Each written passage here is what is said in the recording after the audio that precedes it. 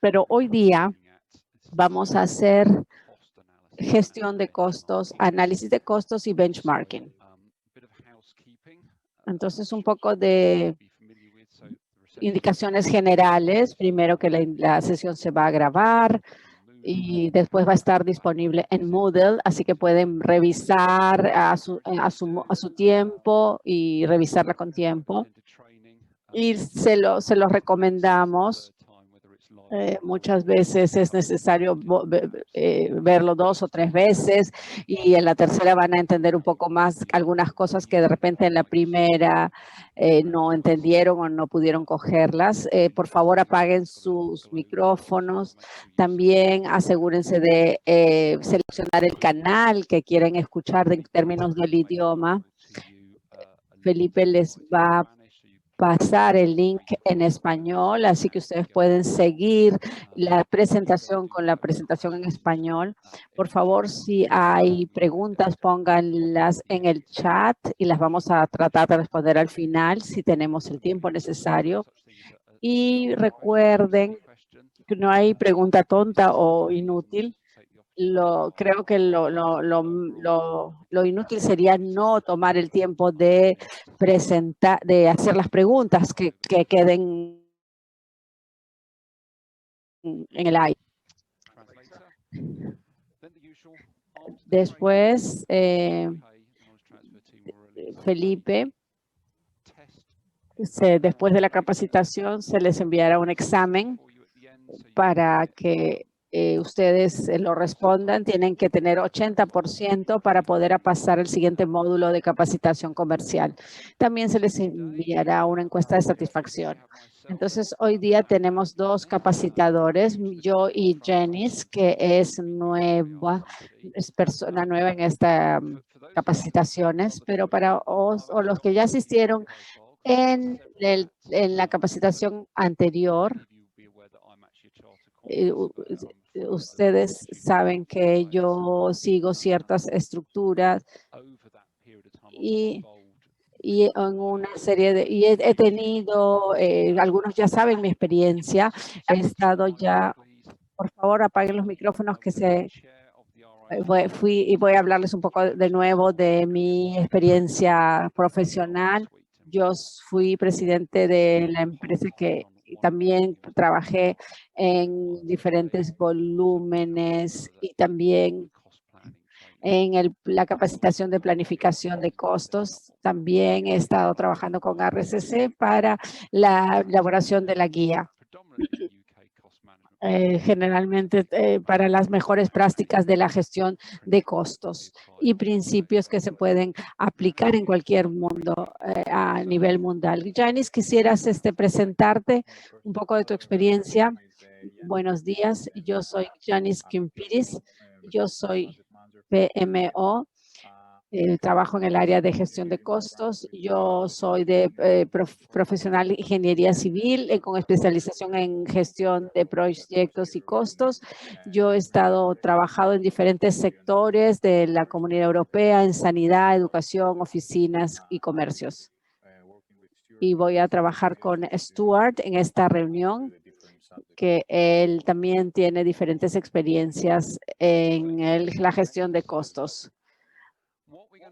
Entonces, lo que vamos a cubrir hoy día y vamos a darle alguna información general y principios básicos sobre análisis de costos. Yo voy a hablar un poco de por qué necesitamos las normas de medición y vamos a enfocarnos un poco en las diferentes estándares de medición y también básicamente en el análisis de costos, cómo colectar esta información para poder comparar los costos. Janice después va a hablar sobre los principios del benchmarking, que es el proceso para comparar los costos, y yo voy a terminar con un resumen. Y después alguna información adicional y guías. Entonces, ¿cuál es la información general de estos? Toda la organización Por favor, mantengan sus micrófonos apagados. Toda organización necesita crear y gestionar información de costos para requerimientos reglamentarios, legales y comerciales. Todos en nuestras vidas trabajando en las organizaciones que necesitan tener datos, y la creación de esta recolección de datos es un ejercicio importante para cualquier organización. ¿Y por qué lo hacemos? Es porque necesitamos hacerlo de una manera consistente y también de manera de acuerdo a un orden, y por eso tenemos que enfrentar diferentes retos para poder justificar lo que se hacen. Y esto es importante. Y también necesitamos tener exactitud. No hay nada peor que tener costos de datos que no funcionan o que no son precisos o exactos. Y porque no son exactos o precisos porque se han recolectado de una manera no correcta. Entonces, y ahí vienen las preguntas de por qué mi proyecto cuesta más. Entonces, una de las cosas que vamos a ver en esta capacitación y en los demás es la comparación de los costos estructurales del proyecto. No es tan simple, pero básicamente tenemos dos proyectos juntos y se comparan. También esto nos proporciona un registro de la información de los costos, y esto nos ayuda para predecir costos más adelante. Entonces estamos utilizando de repente costos históricos de otros proyectos, y a partir de ahí se pueden tomar decisiones como, por ejemplo, si podemos proseguir. Pero es importante que también podamos proporcionar análisis de dónde se ha incurrido en costos y por qué, sobre todo. Y esto es el enfoque de esta presentación, es decir, dónde y cómo recolectamos datos y cómo utilizamos estos datos. Ahora le voy a pasar la palabra a Yanis, que nos va a hablar sobre la sección de análisis de costos, las definiciones y principios. Análisis de costo. Entonces, vamos a hablar un poco de análisis de costos y qué es análisis de costos. El análisis de costos es un examen de la distribución de los costos en los elementos de construcción del proyecto. La definición de RICS define el análisis de costo como una estimación completa de los costos de construcciones hechas anteriormente con el objeto de proporcionar información confiable que ayudará a estimar con exactitud el costo de futuras construcciones. Brinda un modelo de costos basado en el producto que ofrece datos en los que se pueden basar estimados y planes elementales de costos. Esta es la definición amplia, pero ¿cómo podemos utilizar cuál es el objetivo del análisis de costos para nosotros? Los objetivos incluyen el costo de construcciones similares, la estimación de costos de elementos de construcciones similares, que Stuart nos los va a explicar en la otra sección. También la comparación del costo de las opciones de diseño a un nivel elemental, y finalmente se puede utilizar como una solución de diseño con modelamiento de costos. Siguiente diapositiva. También es muy importante para las personas que están en este análisis de costo entender cuáles son los principios. De acuerdo al BCIS, que es la institución de estándares, algunos de los principios son los siguientes, pero no son los únicos. Cuando se hace el análisis de costo, se puede hacer para un solo edificio. En segundo lugar, cuando se hace un análisis de costo, las obras pueden cubrir diferentes obras de remodelación y otras nuevas que están dentro de un contrato, pero que también pueden analizarse por separado. También se puede ejecutar en contratos separados. Lo más importante, el análisis de costos debe ser el precio acordado por las obras. Por ejemplo, se acuerda un precio con el contratista, pero eso no significa que el análisis de costos que no se puede aplicar. Sin embargo, si el precio no está de acuerdo con el precio del contrato, esto tiene que ser, por eso es preferible analizar las diferentes obras de la estructura de manera separada. Por ejemplo, en el caso de un hospital, cualquier exclusión o cualquier ítem que normalmente se incluye en el proyecto, pero que se excluye en este proyecto en especial, debe de ingresar en el análisis de costos. Y finalmente, los costos incluidos que normalmente forman parte de un contrato de construcción deben omitirse del análisis de costos. Vamos a explicar por qué los principios del análisis del costo son importantes y cómo nos va a ayudar en el proceso de análisis de costos y benchmarking.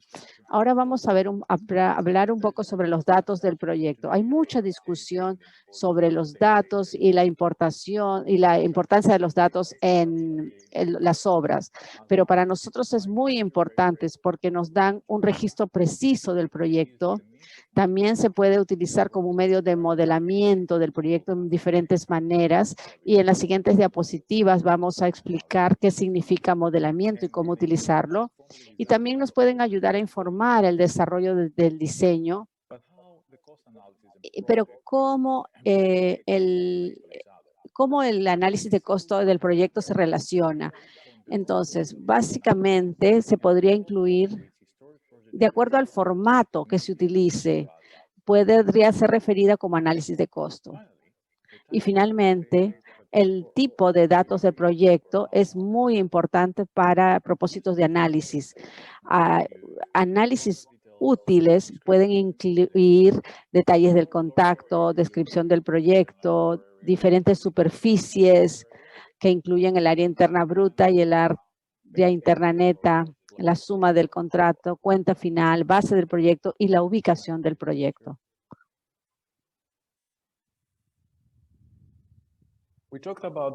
Hemos hablado sobre los principios del análisis de costo, que era la recolección de datos. Pero ahora vamos a enfocarnos en el análisis real de la información de costos y qué significa analizar los costos del proyecto. Como ya se ha mencionado, el análisis es un desglose sistemático de la información que permite realizar un estudio y comparación con otros proyectos similares. Pero para que esto sea efectivo, es importante no olvidar que el costo de una construcción no se aísle de las características claves de dicho edificio, es decir, la ruta de procura, solución, etcétera. Por lo tanto, el análisis de costos puede considerarse como un registro abreviado del proyecto de construcción. Y acá tenemos que ver la importancia de la estructura de los costos de manera estándar. Es muy importante para nosotros utilizar la estandarización del formato del análisis de costos. Y con este formato nos dan una serie de beneficios, la habilidad para recolectar y comparar información, de una gran cantidad de proyectos, también una definición de asignación de costos. Todas las personas involucradas saben qué se ha utilizado, cómo se ha medido, y también nos da la información para hacer el análisis histórico de las tendencias. Así podemos identificar tendencias de los precios, tendencias de las construcciones e en general cualquier tendencia que pueda resultar del proyecto. ¿Y cómo y de qué manera se utilizará la información resultante? ¿Cómo podemos utilizar esta información? El uso de este análisis puede utilizarse como una fuente de información para informar al proceso de cálculo, planeamiento de costos para un proyecto planificado o para estimaciones futuras, o también para crear modelos conceptuales que permitirán la comparación entre varias opciones de diseño. So in this section, we'll talk a little bit more about,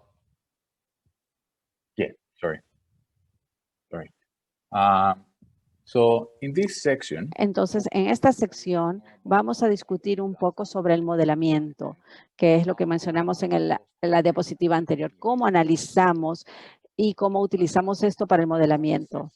Pero, ¿cuál es el modelo conceptual? El modelo conceptual es un modelo que nos da la oportunidad para entender la relación entre los diferentes factores del proyecto y cómo se afectan entre ellos. Los proyectos de construcción, desde el punto de conceptual, incluyen una serie de puntos, costos, edificios, etcétera. El modelo conceptual nos ayude a entender las relaciones entre los factores y cómo interactúan entre ellas, y nos ayudan a hacer un análisis eficiente. Por ejemplo, podemos ver los efectos de aumentar un área interna en el costo. El modelo conceptual puede también ayudarnos a crear datos históricos para si se han hecho de manera consistente. Por eso nos enfocamos mucho en el rendimiento de los datos y la forma correcta de recolectarlos, porque puede ser muy útil cuando queremos realizar modelos conceptuales. También puede ser una forma de comparar diferentes diseños y poder seleccionar el mejor modelo. También normalmente creamos modelos al inicio del proyecto, así que las decisiones de diseño se pueden tomar sin caer en costos innecesarios. If you just, yeah, so those pauses are very helpful for the interpreter as well. So just say a bit and have a pause so that, yeah, you're doing very well. Hemos detenido un poco el ritmo para que la interpretación sea un poco más fluida. Gracias. Entonces, en nuestra sección vamos a cubrir los diferentes factores externos que impactan en la información de costos. Como mencionamos antes, el uso de datos históricos es muy importante para el modelo conceptual. Ahora tenemos que entender qué tenemos que tomar en consideración cuando utilizamos los datos históricos y qué tenemos que tener cuidado. Los costos pueden ser influenciados por una serie de factores, pero dos de los más importantes que tenemos que ser conscientes es la ubicación del proyecto y el estado de la economía de la construcción en un punto exacto. Vamos a ver con más detalle por qué los costos se pueden ver afectados por la economía de la construcción. Dos proyectos distintos, por ejemplo, en distintas regiones, pueden diferir en costos debido a una serie de razones. Por ejemplo, costos y rutas de transporte, disponibilidad tanto de mano de obra local como especializada, facilidad de acceso, disponibilidad de servicios al sitio, proximidad de los servicios a los sitios de la obra, costas de mano de obra local, distancias y conexiones existentes. Los precios de construcción tampoco son estáticos en el tiempo. A largo plazo, los precios de construcción tienden a subir, que es lo que se llama la inflación. Sin embargo, hay casos en que los precios también bajen, que es lo que se llama la deflación. Entonces, tenemos que ser conscientes de los diferentes factores que influencian los costos cuando utilizamos los datos históricos para hacer el análisis de costo. ¿Cómo utilizamos los datos históricos? ¿Y cómo vemos el efecto de los factores externos en nuestros costos? Si los datos históricos se van a utilizar como una fuente de datos para proyectos actuales o futuros, entonces tienen que ser ajustados de acuerdo al cambio de ubicación y actualizar los costos. Pero ¿cómo realmente ajustamos los costos de acuerdo a la construcción, a la ubicación y al tiempo? Lo primero es utilizar los índices para crear una base para la información del proyecto. ¿Pero qué son los índices? A través del uso de índices, como ya lo dije, creamos una base para la información del proyecto, específicamente para el tiempo y la ubicación, y después se pueden comparar. Muchas regiones podrán tener índices de precios de licitación y factores de ubicación, como en el caso del Reino Unido, pero también es posible para los clientes o para las empresas desarrollar propios índices si hay suficiente información disponible. Finalmente, recuerden que el tiempo y la ubicación no son los únicos factores que influencian los costos. Hay otros factores que se deben de tomar en consideración, como por ejemplo los procesos de licitación, que pueden tener también una influencia en el costo. Gracias. Muchas gracias, Janice. En mi carrera, voy a hablar sobre los estándares de medición. Esto es un punto muy importante, según lo considero yo. Y a través de los años que he trabajado como consultor y, por ejemplo, las personas me han dado una área y entonces me decían, ¿cómo mides esas áreas? ¿O qué roles has utilizado? Y yo decía, ¿qué roles? ¿Qué roles? Y no hay cómo hacerlo. Entonces, si ustedes van a comparar cosas, si van a comparar costos de construcción, necesitan medirlas primero y después valorarlas de una manera consistente.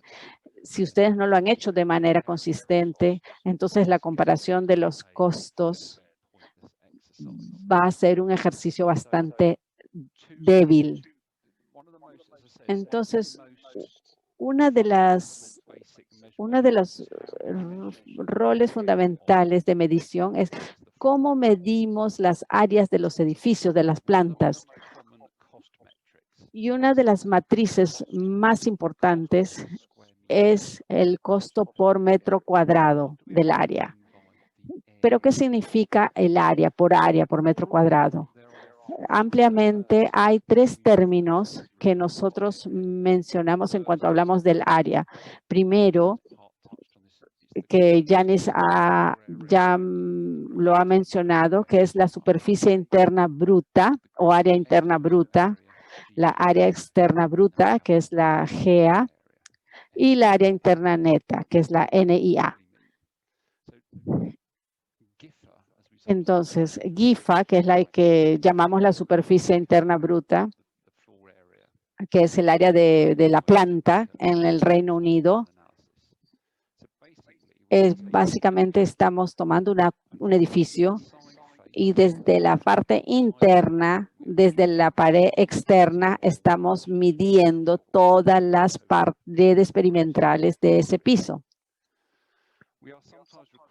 Algunas veces nos piden medir el área externa bruta, que es medir la cara externa de las paredes del perímetro de cada piso. En el Reino Unido, esa es una medida que a veces tenemos que entregar a los planificadores para tener el volumen del área total para los edificios que se van a construir.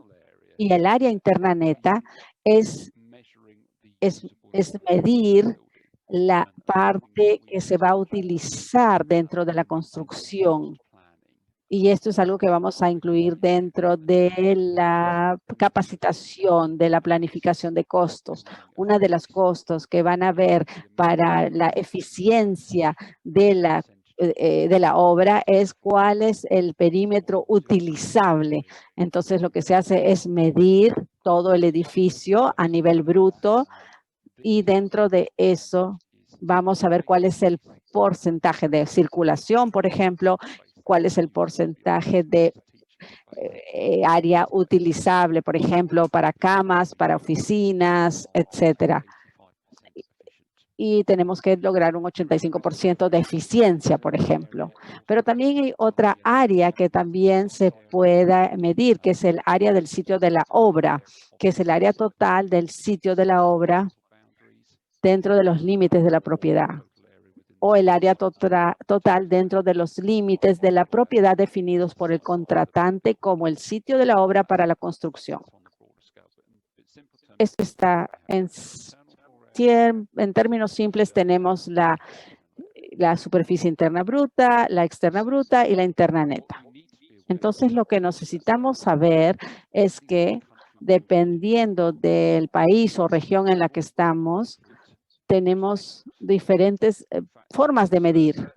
Por ejemplo, una investigación nos mostraba que dependiendo de la de la forma de medición de la superficie, pueden tener el mismo edificio, pero medido desde diferentes puntos de vista, diferentes regiones, países, y puede haber una variación de la medición de hasta de 24%. Entonces, todos estamos midiendo el mismo edificio, pero como todos estamos utilizando diferentes métricas de medición, vamos a tener diferentes respuestas. En el Reino Unido, por lo general, por muchos años, hemos utilizado el código RICS de prácticas de medición. Y son las definiciones que hemos presentado en las diapositiva anterior, ¿no? Que son las GIFA, GEA, NIA y SA. Pero para utilizar o para abordar esta diferencia internacional, hay un estándar internacional para la medida de la propiedad o el IPMS. Entonces, es una forma de que los países puedan unificar el enfoque de medición. Pero actualmente la IPMS es la aplicación global, pero yo necesito un consentimiento escrito de mi cliente para utilizar el código RICS de prácticas. Pero en algunos casos hay buenas razones para utilizar una u otra. Por ejemplo, el IPMS hace una medición diferente al código del CMP. Así que si ustedes tienen un cliente que está recoleccionando datos sobre las áreas de la construcción, por ejemplo, el costo por metro cuadrado, entonces el IPMS generalmente mide los edificios de manera más amplia. Así que si tienen un edificio que cuesta 5 millones de soles, entonces si utilizamos, tenemos ahí 1.000 metros cuadrados de acuerdo a una de las parámetros, y si utilizamos la otra medición vamos a tener una cifra diferente. Y simplemente se trata porque utilizamos dos tipos de métricas diferentes. Entonces, ¿por qué IPMS? Porque tiene muchos años en el mercado, ha estado varios años ya. Y si hay un grupo de más de 80 organizaciones profesionales y sin fines de lucro que trabajan conjuntamente para desarrollar e implementar los estándares internacionales para la medición de la propiedad en base a este estándar. IPMS tiene alguna terminología diferente. Por ejemplo, el área externa, el GEA, lo utilizan como IPMS 1, el IPMS 2 es similar al GIA y el 3 es similar al NIA, que era el área interna neta. Como dije, lo que hace es medir de una manera diferente al que mencionamos anterior, que es al RICS, pero no solamente se mide la parte interna o externa, sino lo que se llama la cara interior dominante, es decir, la pared externa de su edificio. Entonces, la parte dominante, si por ejemplo su pared tiene vidrio y ladrillo, la parte dominante va a ser la parte del vidrio. También hay otro tratamiento para el espacio común que se comparte por más de un inquilino. Por ejemplo, en un bloque de oficinas pueden tener más de un inquilino en el edificio, pero todo el piso se utiliza por un solo propietario. Entonces, todo el área de circulación también va a ser incluida. Entonces,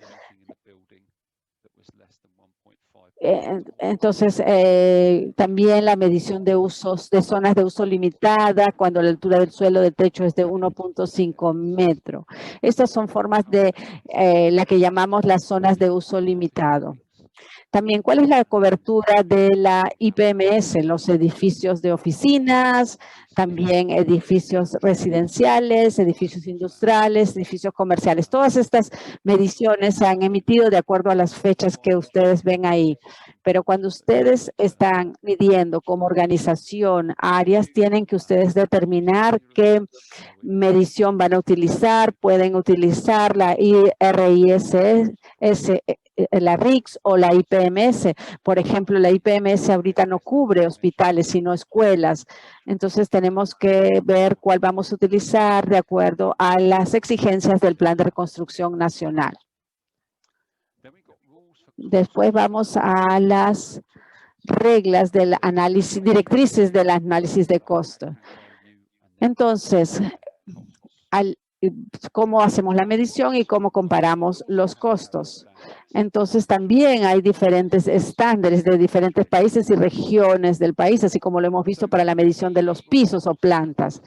Entonces, ¿por qué necesitamos directrices de medición para el análisis de costo? Primero, porque nos dan consistencia para la forma de medir, nos dan también consistencia para la comparación de los costos de contribución. También nos proporcionan un marco detallado para la distribución de los costos de construcción como parte de un ejercicio de análisis de costo. Y entonces, ustedes tienen el precio del contratista, por ejemplo, pero cómo ustedes desglosan este precio de una manera consistente y finalmente para ofrecer orientación sobre lo que se incluye y lo que no se incluye en la medida. Entonces, hay 3 documentos. Uno son los estándares de BCIS, que ya los mencionó. Después tenemos el NRM1, que ya lo mencioné, del RICS, y el IPMS, que también hay un análisis de costo internacional, que es el ICMS. Entonces, en algunas partes del mundo, es el que se utiliza bastante es el BCIS, que se estableció en 1961 y proporcionar, analizar y almacenar datos históricos sobre costos. Entonces, nos da directrices para asignar los costos de acuerdo a los diferentes elementos funcionales. Yo voy a explicar lo que es elementos funcionales más adelante. Algunos también se refieren a costos de análisis elementales. Entonces, no solamente estamos viendo el costo de un hospital o el costo de una escuela por metro cuadrado, no, estamos yendo más allá, sino que dentro de ese hospital, dentro de esa escuela, ¿cuánto estamos gastando en cimientos, en estructura? ¿Cuánto estamos gastando en equiparlo? Entonces, entender el análisis de costo también está dentro de las nuevas directrices de medición, la NRM1 y 2 de RICS, y proporcionan las directrices de medición detalladas para el análisis de costo.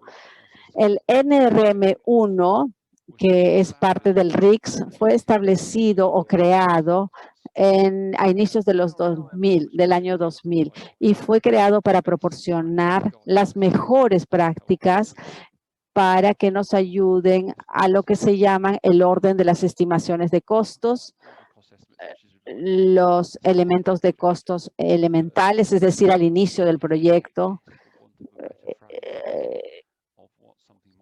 Por ejemplo, para hacer las predicciones, también planes de costos, como ya nos lo mencionó Janice, procesos de planificación de costos. Ahora estamos tratando de gestionar los costos durante el proceso de diseño para ajustarnos a los presupuestos, pero también proporcionan las reglas para análisis de costos y análisis comparativos o benchmarking. También proporciona orientación sobre la captura de datos históricos para poder utilizarlos cuando tratamos de trabajar en detalle sobre algo que queremos saber su costo, y también nos da guías sobre cómo describir y cuantificar los elementos no incluidos en los elementos medibles de la obra. Entonces, se enfoca más en el costo total del proyecto, no tanto en los costos de subcontratistas. También por ejemplo, gastos generales, utilidad de los consultores, inflación, bonificaciones por riesgos, etcétera. Entonces, ¿cómo se aplican las NRM1 al análisis de costos? Bueno, proporcionan una estructura jerárquica que desglosa los costos de construcción en 4 niveles principales: grupos de elementos, subelementos y componentes. ¿Qué significa grupos de elementos? Tomamos todo un edificio y los desglosamos en su primer nivel de descripción. Y estos son los grupos de elementos. Y estos describen las importantes fases del proyecto: estructuras, subestructuras, superestructuras. Y combinan sus costos. Es decir, ustedes toman los costos de cada uno de los elementos que equivalen al costo total del capital de un proyecto de construcción. Entonces, dentro de la NRM1, entonces, ¿por qué no empezamos con 1? Antes empezábamos con 1, hasta que luego creamos un grupo que llamamos el trabajo de facilitación. Es decir, empezar con los costos y qué necesitamos para tener el sitio listo para empezar la construcción. Entonces, y esto, como ya lo mencionó Janice, va a haber el factor de la ubicación. Así que por eso tenemos desde 0 a 8 que cubre el costo directo del trabajo de construcción, 9 los preliminares de contratista principal, 10 gastos generales y utilidad, y 11, por ejemplo, honorarios del equipo del proyecto y de diseño, 12 otros costos de desarrollo y del proyecto. Después tenemos el 13 que para medir el riesgo y 14 la inflación o deflación dentro del 14. Entonces, utilizamos estas reglas para medir y analizar los costos totales del proyecto, no solo los costos de construcción. Después tenemos estos se desglosan elementos. Por ejemplo, estos son una subdivisión. Por ejemplo, el elemento que forma del grupo de elementos se desglosa en la subestructura. Los subelementos también a su vez se subdivide en cimentaciones estandarizadas, cimentaciones especiales, construcciones de planta baja, excavación de sótanos, muros de contención para sótanos. Entonces va cada vez más desglosado en mayor detalle. Y no menos importantes, el subelemento se desglosa en una serie de componentes. Y ahí tenemos cimentaciones corridas, cimentaciones aisladas y extra para la eliminación del material contaminado. Y ahí tenemos las normas que podemos cuantificar más de un componente. Entonces estamos midiendo y analizando. Pero también, como sabemos, en el mundo todos tienen diferentes análisis de costos y mediciones. También tenemos, por ejemplo, ahora el ICMS, que es el estándar internacional de medición de costos, que es un intento de establecer una manera de informar, agrupar y clasificar los costos de proyectos de construcción de manera estructurada y lógica. Esto es una colisión de 17 instituciones no gubernamentales sin fines de lucro que se juntaron para comparar los costos a nivel mundial. Y nos permite la clasificación de todo el proceso, de los costos del proceso durante todo su ciclo de vida, y nos da guías sobre cómo colectar y analizar los costos de construcción y también los costos de mantenimiento. También cubre los costos de ingeniería civil. En cambio, las NRM son principalmente dedicadas a los costos de construcción. pero me gustaría que vean un punto en la parte superior, porque ICMS no tiene ninguna medición exacta, sino es todo un análisis de cómo desglosar nuestros costos de construcción o nuestros costos durante la vida útil del proyecto, pero todavía se basa en los estándares nacionales de medición. Entonces, puede haber cierta inconsistencia porque ustedes tienen que tienen que tener una base de datos consistente para poder aplicar esto.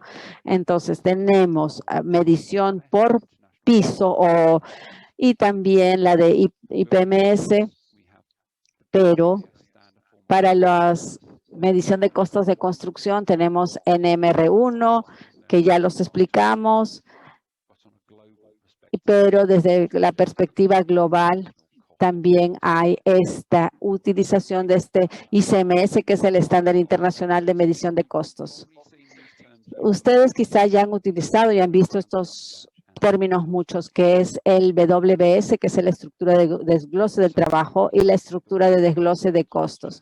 La estructura de desglose del trabajo, que es una de las primeras actividades que hemos hecho en el plan de reconstrucción, básicamente lo que hace es define el alcance del trabajo que se requiere para lograr los resultados del proyecto.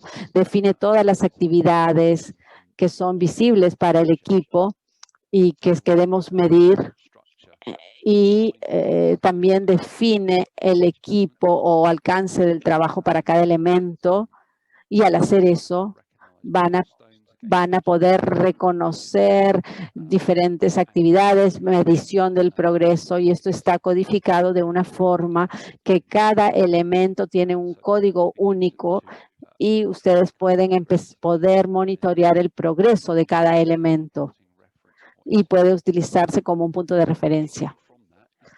Y después tenemos la estructura de desglose de costes, que es el desgloso jerárquico de los distintos costos del programa.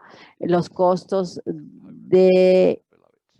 la estructura es la suma de los componentes del nivel inferior. Es una herramienta fundamental, especialmente los aspectos financieros de cualquier proyecto, porque crea una estructura para aplicar los controles de costos medibles. Las NRM1 son las que vamos a utilizar para la estructura de desglose de costos para los proyectos de construcción actual. Ahora voy a pasarle la palabra a Yanis, que nos va a hablar sobre el último punto, que es el benchmarking o términos de referencia. Ya hemos hablado sobre la importancia de los análisis de costos y cómo recolectamos los datos de costos y cómo analizamos estos costos y cómo los medimos. Hemos dicho que uno de los resultados de este análisis de costos es utilizar estos para los procesos de estimación y crear modelos conceptuales que nos van a ayudar a decidir entre las diferentes opciones de diseño.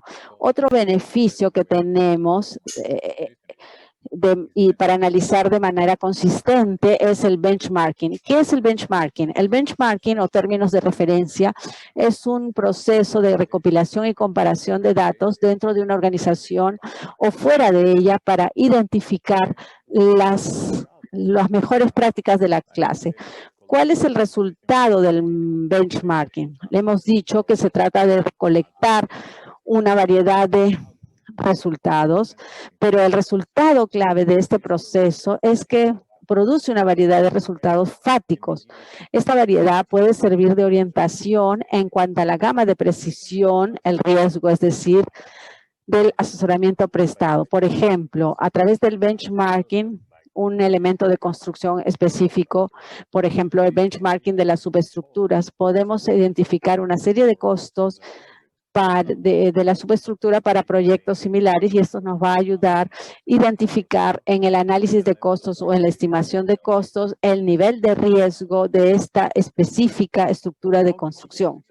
¿Y cómo podemos utilizar los resultados? Los podemos utilizar para establecer una distribución realista de los costos entre los elementos de construcción, Por ejemplo, en la etapa inicial de diseño, por ejemplo, cómo vamos a organizar cierta estructura.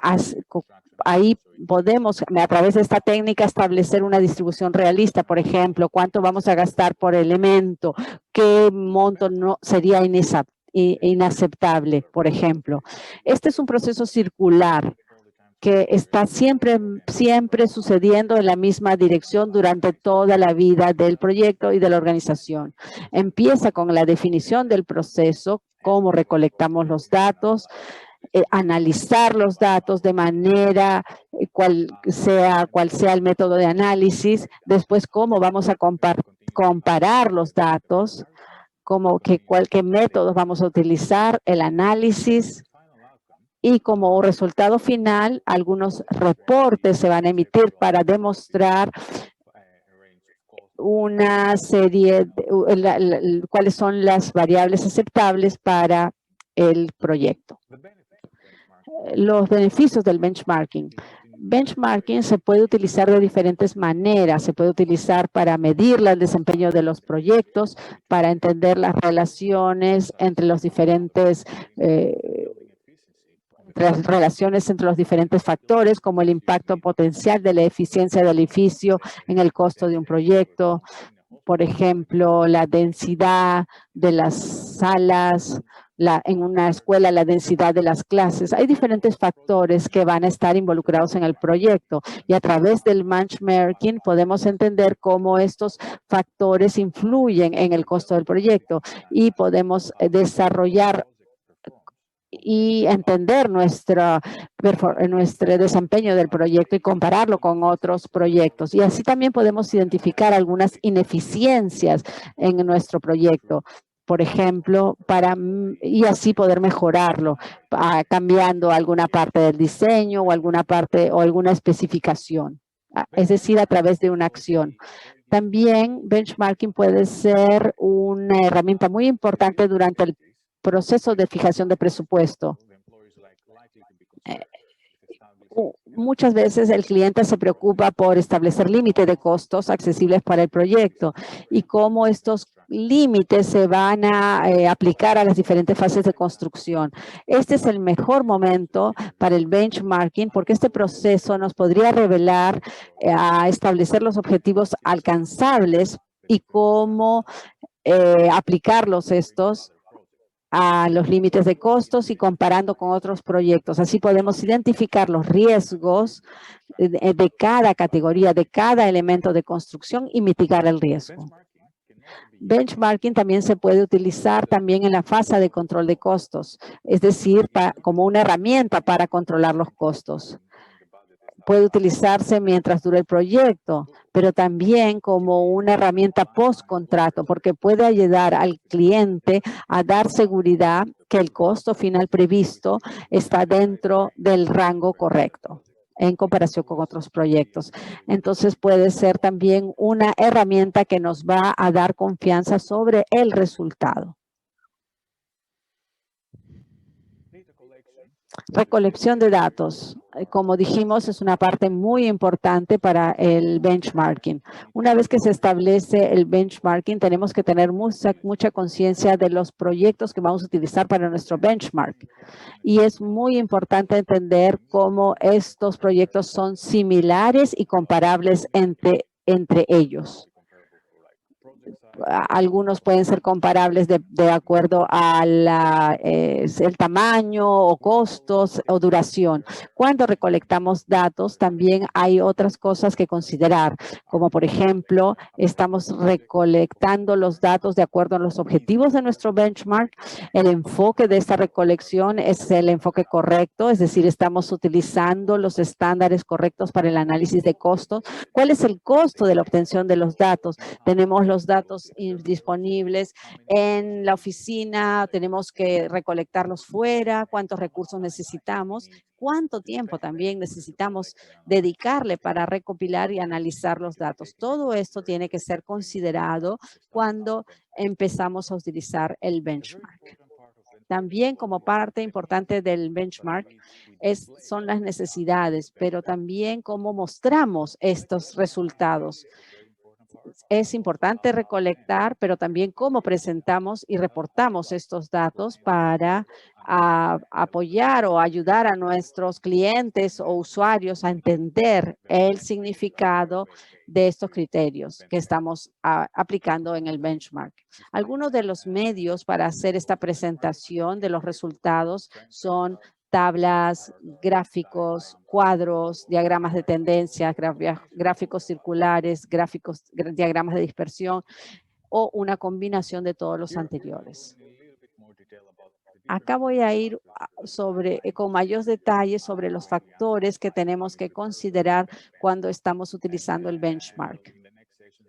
Y en la siguiente sesión vamos a explicar esto con incluso mayor detalle, pero ahora simplemente queremos entender o tenemos que tener conocimientos sobre los diferentes factores que vamos a tener en consideración.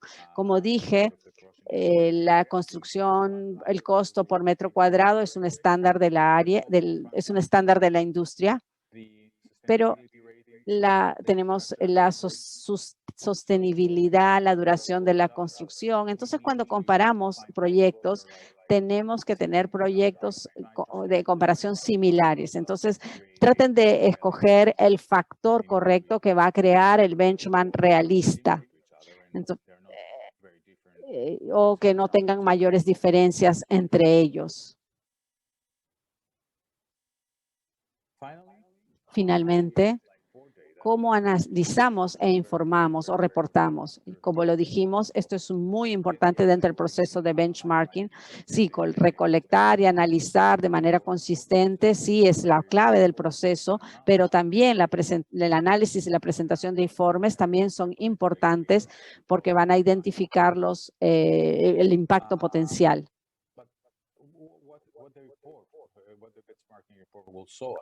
¿Y qué nos va a mostrar este reporte del benchmarking?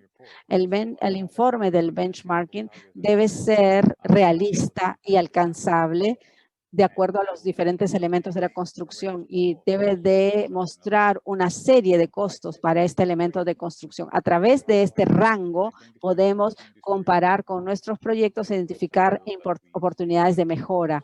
Por ejemplo, vemos que los costos de superestructura en nuestro modelo de proyecto es mayor que otros proyectos de naturaleza similar. Entonces, podemos empezar a discutir los diferentes factores que pueden estar influenciando negativamente en nuestro proyecto.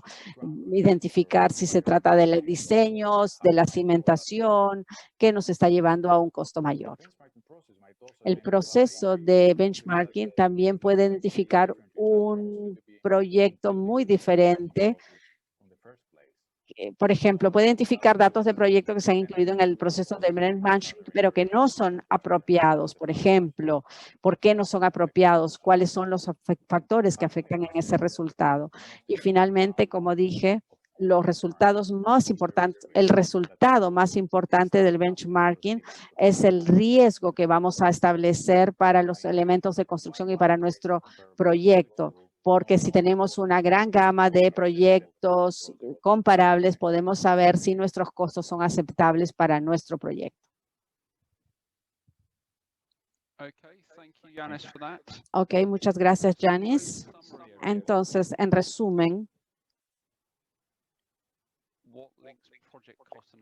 ¿qué vincula los análisis de los costos de proyectos con el benchmarking? El costo de la construcción suele ser uno de los elementos claves en el proceso de desarrollo del diseño. Y para poder obtener la relación calidad-precio. No podemos construir un hospital, una escuela, oficina. Tenemos siempre que tener esta relación calidad-precio. Es lo más importante. Y el benchmarking, o parte del benchmarking, es mirar esa estimación y compararla con otros proyectos. Esto es algo muy lógico de hacer, porque esto nos va a dar la seguridad de que no solamente nuestra predicción del costo es la correcta, sino que la comparación con otros nos da esta confianza. Y cuando piensen en el costo, que el costo no se trata de que afecta a un elemento, no. Si vemos cualquier benchmarking, si vemos la diapositiva anterior de Yanis, van a ver que en diferentes proyectos no todos tienen los mismos costos, tienen un rango que puede estar entre 300, 400, 1400, 1200, 1300. Entonces, tener un rango nos permite saber algunas cosas que no hemos identificado. Entonces, el proceso debe ayudarnos a identificar el límite de costo de construcción de referencia, o idealmente en función de la superficie construida y de una unidad funcional. Pero establecer un benchmarking o una referencia por sí mismo puede tener un uso restringido. Lo ideal es establecerlo dentro del contexto de todo el proyecto de construcción. Y una forma de hacerlo es establecer un costo de referencia elemental. Entonces, no solo estamos viendo solo los datos históricos como un todo, sino qué parte del proyecto estamos gastando en los cimientos, en las paredes, en los muros de contención, etcétera. Y la distribución porcentual del costo total entre los elementos del edificio.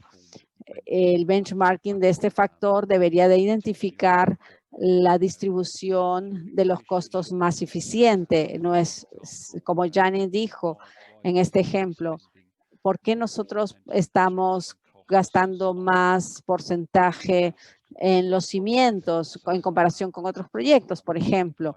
Eso es algo que podemos identificar y analizar más con el equipo. Por ejemplo, están gastando más en un solo elemento y esto afecta al costo total, pero puede ser porque el lugar cueste más la construcción. Por ejemplo, si yo recibo, si yo le digo a mi cliente que si yo trabajo con mi cliente y yo descubro que si yo a mi cliente cada vez le voy dando toda la información y logro que sus costos bajen o que identifique, entonces siempre tenemos que identificar los beneficios del benchmarking, pero también nos permite tener un buen análisis y entender. Eso es el objetivo, es tener un porcentaje razonable de la distribución de los costos de todo el proyecto. Acá tenemos una guía adicional. Algunos de estos procesos están dentro del portal ARCC. También tenemos las notas guías de RICS, de orientación de RICS. A veces están solo en inglés, pero queríamos mencionarlos. También tenemos el formulario estándar de análisis de costos, BCIs. Si quieren revisarlos, también tenemos las nuevas directrices de medición o los estándares internacionales de medición en la construcción. También tenemos los códigos de prácticas de medición del RICS y los estándares internacionales para la medición de la propiedad. Este es el final de este módulo. Espero que tengan una idea mayor a partir de esta descripción de por qué hacer benchmarking y por qué lo hacemos a alto nivel. Y en las siguientes sesiones vamos a ir a más detalle de lo que estamos haciendo. No sé si tienen alguna pregunta. Gracias. Hay varias preguntas. Creo que ha sido un tema bastante interesante. Y muchas de las preguntas es de que, y también nos